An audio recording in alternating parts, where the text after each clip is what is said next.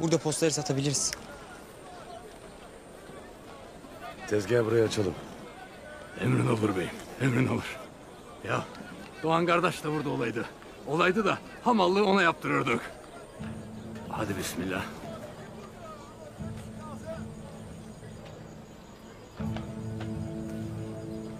Ben etrafı kolaçan edeceğim. Tezgah size emanet. Turgut, Buyur beyim. sen de buğdayları alacağımız esnafları dolaşacağız. Emrin olur beyim.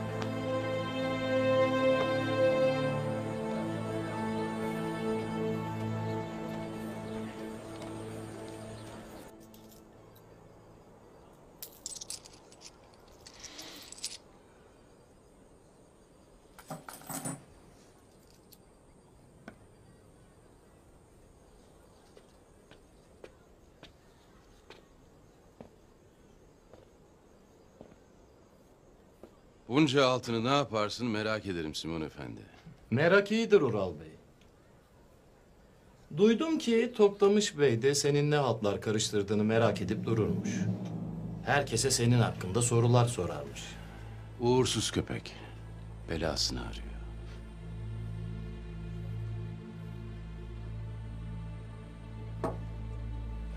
Vakti gelince onun icabına bakarsın.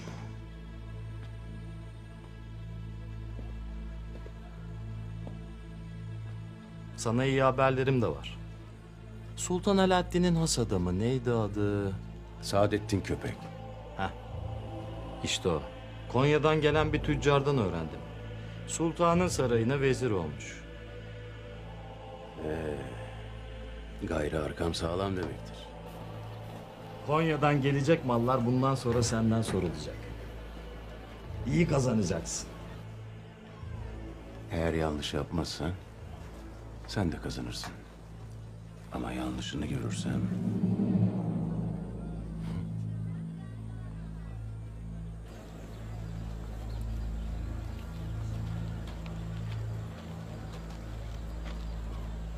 Kendine çok güvenen adam.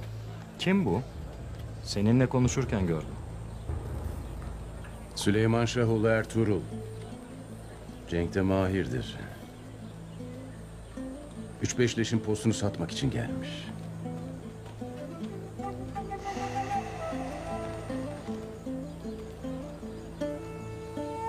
Ama sanki gözleri başka bir şeyin peşindeymiş gibi.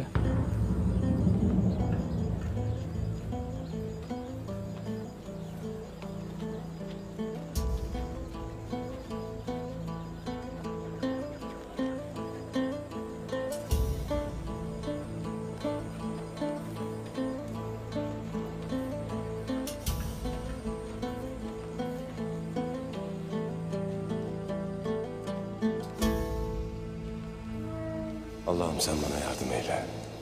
Sultanın gönderdiği yiğitle buluşmamı sağla.